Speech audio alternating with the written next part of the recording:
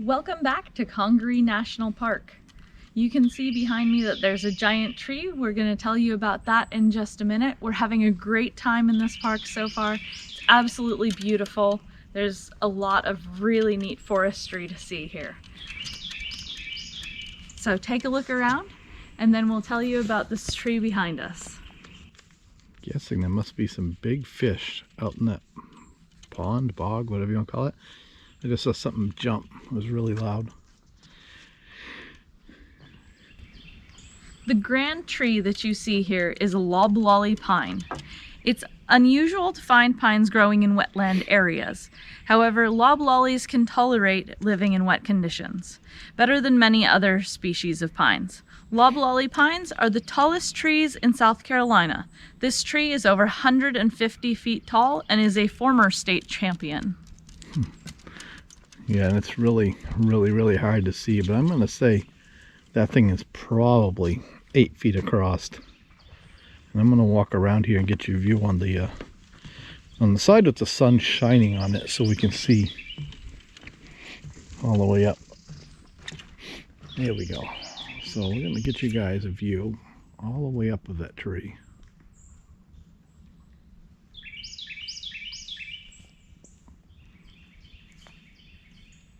It's pretty impressive.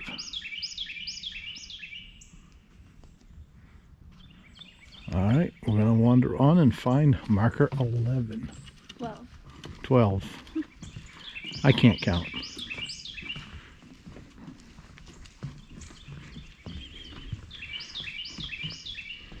Like somebody's been walking down through there. Maybe animals.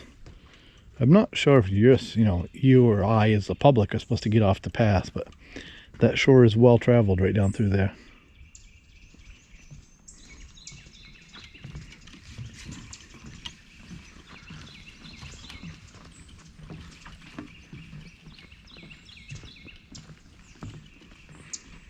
Squirrel. So busy chasing birds, she's not watching her feet. I will bring you back for marker 12.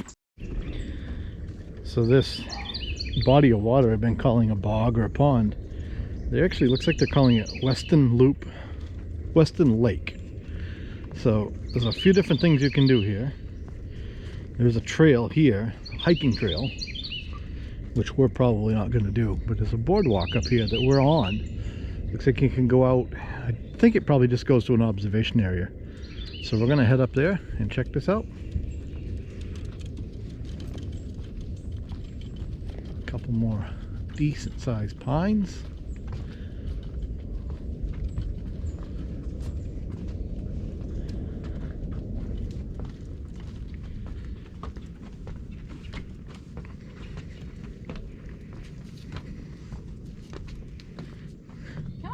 Dog says that's not the way. She heard the snakes this way.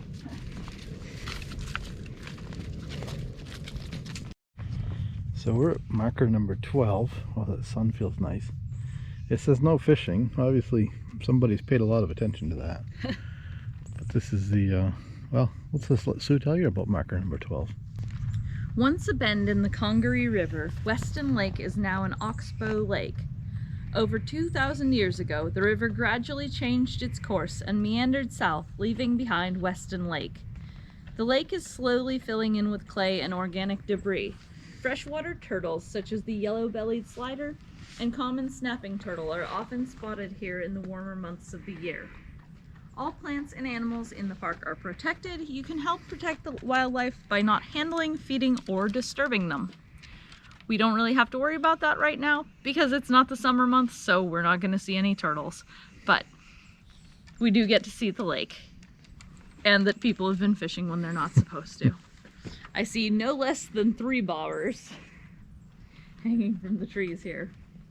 All right, we're going to head back up the trail and see if we can find you the next marker. Lucky 13.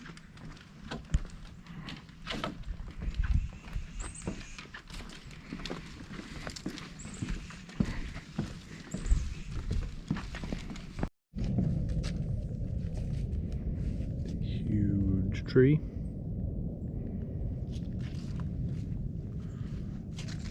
Kind of interesting to think how long ago that probably fell, and how nature is really just consuming it and everything is growing back up around it. You can imagine when that fell, that cleared a big swath, knocked a bunch of stuff down, and now you look out across there, if you didn't see the log, you wouldn't even know anything fell down through there. A half-mile walk. Here's a pretty cool couple trees. Companion planting, right? Yeah. It's a hardwood and a pine growing right together at the base. They're just both doing their thing up there, coexisting. Pretty cool. I don't know what these things are, but they're pretty cool. And we're now at marker 13, so we'll let Sue get set up and tell us what we're looking at here.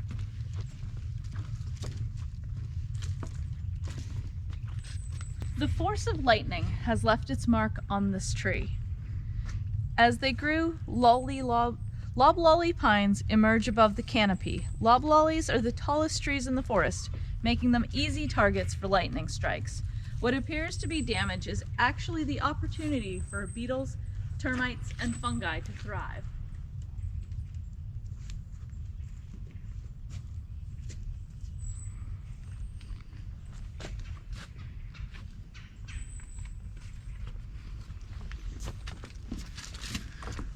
Let me get a better view of it right here. I think that's the tree they're talking about right back in there.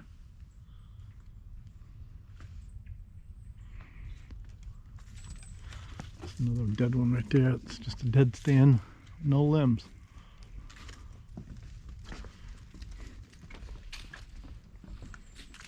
Check this one out. Yeah, this is one I was just mentioning. Rot at the base of this tree, but Look at it's still standing. It's absolutely incredible. Look at the decay on that down here. And that's not a small tree. That probably still stands, I'm going to guess 125 feet tall. And it's probably 4 to 5 feet across on the base still, even with all the deterioration. Just some awesome big trees. These two right here are really cool. How they go up together. Let me get your shot right there.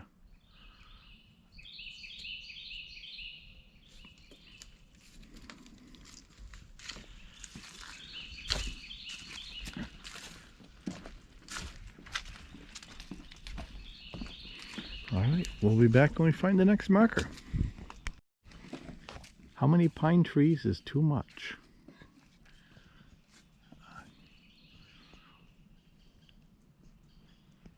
So for some of you guys, stuff like this might not be quite as cool and interesting, but from being from Maine, our growing season is so short.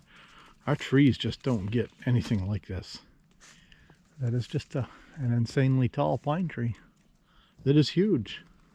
If you're from the Pacific Northwest like me, this is a big tree. Not a huge tree, but a big tree.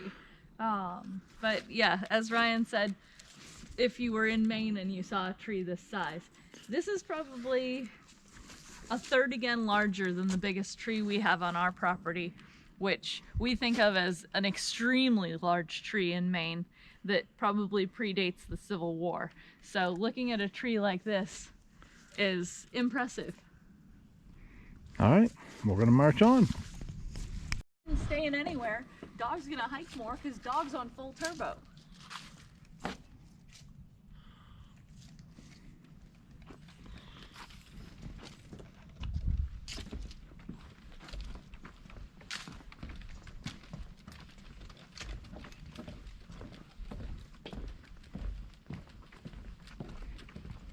Coming up on our next marker. See if we can get through that before we have to change batteries. And here's where we get the answer to Ryan's earlier question about these palm frond-like tree bushes. South Carolina is known as the palmetto state. It's named after the state tree, the cabbage palmetto. The short fan-like palms beside the boardwalk are dwarf palmettos, relatives of the cabbage palmetto. They are one of the hardiest palms due to their ability to withstand freezing temperatures. Dwarf palmettos thrive best in wet, sandy areas where a disturbance like a hurricane causes a gap in the canopy, allowing sunlight to reach the forest floor. Another pine tree.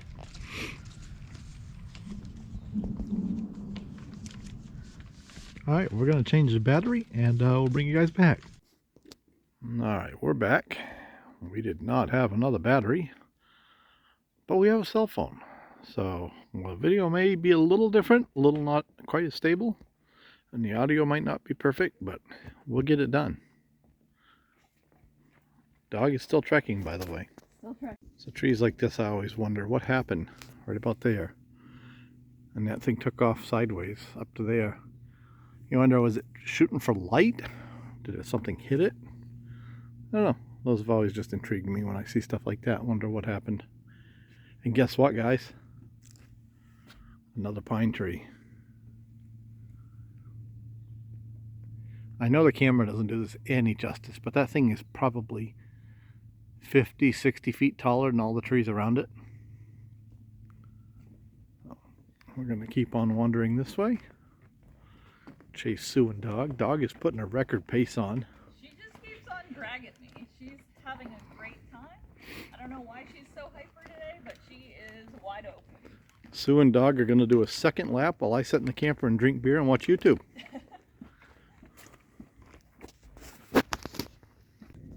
The 18th Amendment was passed in 1919, prohibiting the sale and consumption of alcohol in the United States. Moonshiners and bootleggers found refuge in places like the Congaree floodplain to earn a living. The iron box that you see in the distance is an old still used to make alcohol. Water and corn squeezings were used to make a sour mash. The mash was heated and distilled through copper tubing to produce moonshine. The Congaree's floodplain's difficult terrain and tall trees made it a perfect place for moonshiners to hide stills that produced their illegal liquor. It's pretty cool, especially considering I was just talking about going having a beer. I want to try to walk ahead of Dog a little bit here, if I can stay ahead of Dog. Just give you guys a little bit of a view of what we're seeing walking down through here. It's also kind of interesting how the species of trees changes based on the wetness, I guess you'd say, most likely. I haven't seen a pine tree in a while, but a lot of hardwoods. Some pretty cool looking hardwoods.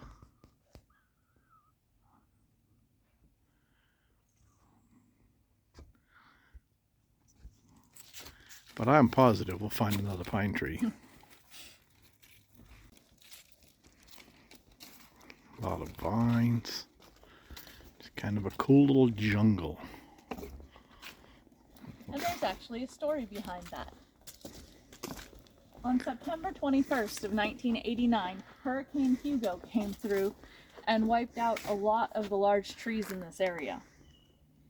Accompanying tornadoes likely touched down here as well, leaving large open gaps in the canopy. Many of the large trees did not survive, but seedlings, vines sprouted afterwards, due to the abundance of sunlight reaching the forest floor. Disturbances like these play an active part in the forest renewal.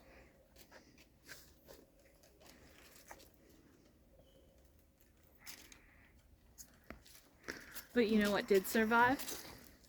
That pine up there. Two of them right there, actually. But yeah, it's kind of interesting because it's just a small swath right here. And it's all small growth, young growth. And then we get back into trees, so you can almost see a... and remember, when you look at the top of one of these big trees, when it comes down, it's de-limbing a lot of the other trees. You know, it causes a lot of damage. So it wouldn't take a lot to make a big hole. This is what 30 years of growth looks like. Yeah, that's hard to believe.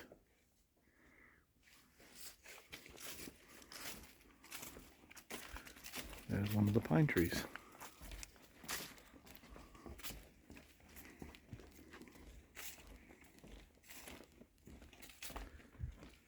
Alright, we'll bring you back when we find the next marker. Fire has always been a natural occurrence in the park.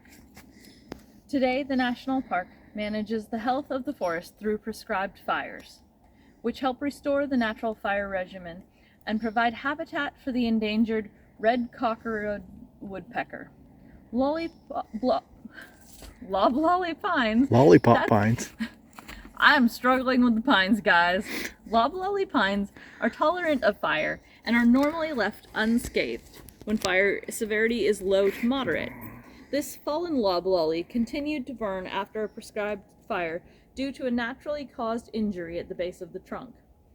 After the tree fell, resource managers sectioned the tree to ensure the fire was fully extinguished. See the holes cut in the tree there. They rolled, you can see the pieces up behind it where they rolled it out of the way. And it is kind of worth pointing out, you know, you watch like the news and you see all the wildfires in California and everything, but historically that's what actually rejuvenates nature. There's some trees, and I don't know the type of trees, but there are some trees that actually will not, the seeds will not sprout unless they've gotten to a certain temperature from a fire. So while it's a tragedy and I don't wish it on anybody, it is kind of just a fact of life that when you have a forest, you know, every so often it is going to have a fire from a lightning strike or human nature or whatever. And while it looks devastating, it does, you know, spur a whole different set of growth. And it does cause harm to leave the forest over time without that natural cleanup, because the buildup on the forest floor becomes very deep and very dense. And that's part of the reason we get such severe fires. So allowing the forest to naturally rejuvenate itself and doing that in a controlled manner in areas where there's stuff that you want to preserve is an important part of forest management. And the Loblolly Pines, much like the redwoods, the redwoods are the same. They're very, very fire tolerant as long as they're healthy and the fire is a mild to moderate fire.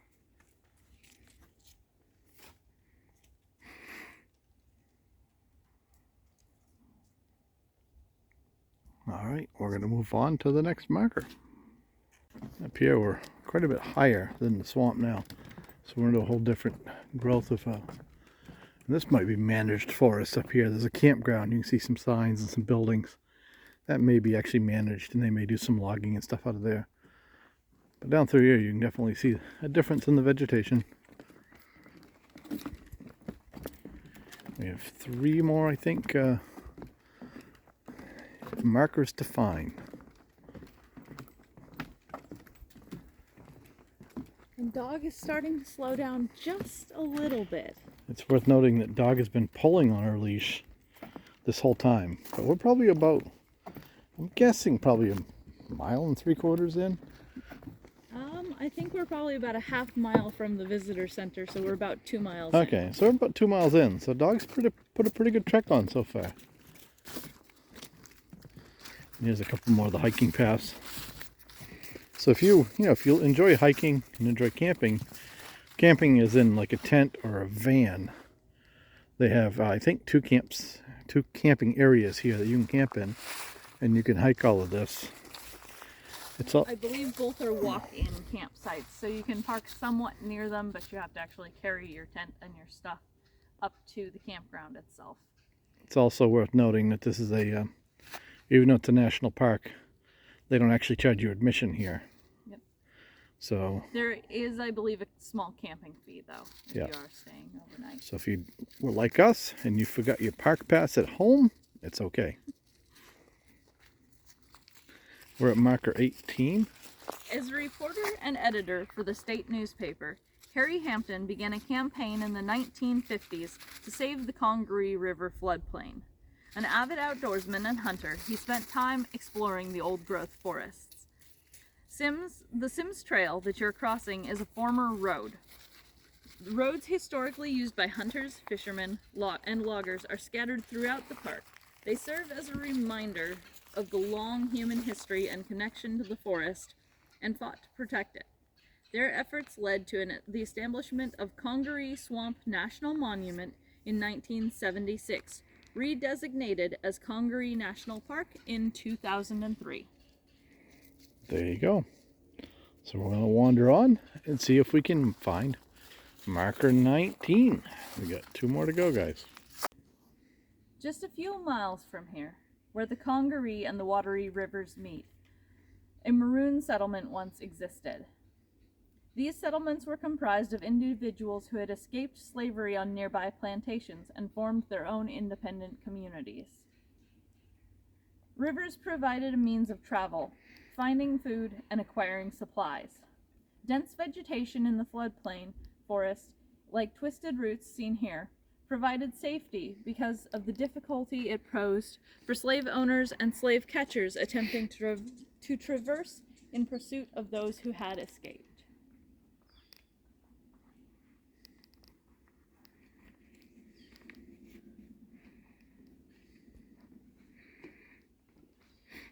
Alright, we're going to see if Dog can make it to marker 20. Dog is starting to slow down a little.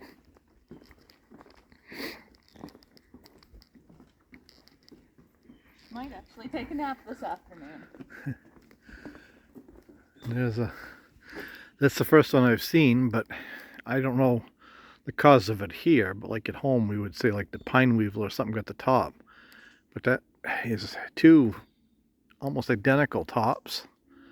So I'm wondering if that might have been like a bug damage or lightning strike or what. It's the first one I've seen that splits part way up.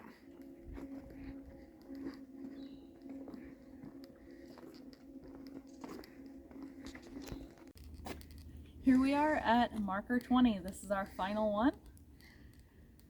The forest existed long before it was protected as a national park. The natural sounds you hear today are some of the same sounds heard by the Congaree and Catawba tribes that came here long ago.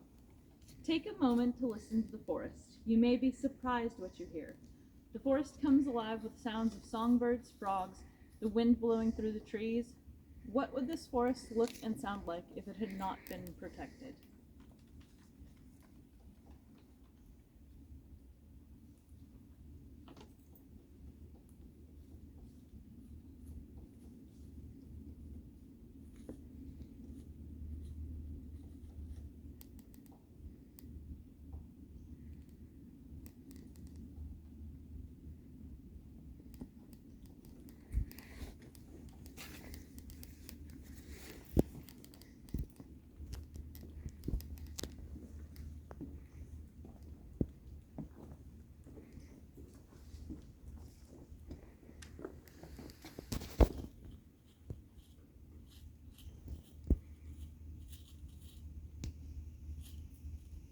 There's a lot of squirrels in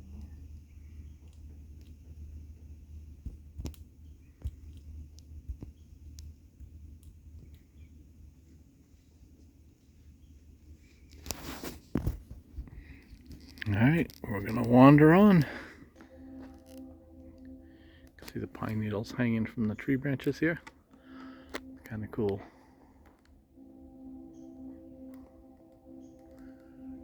And guess what? Another big pine.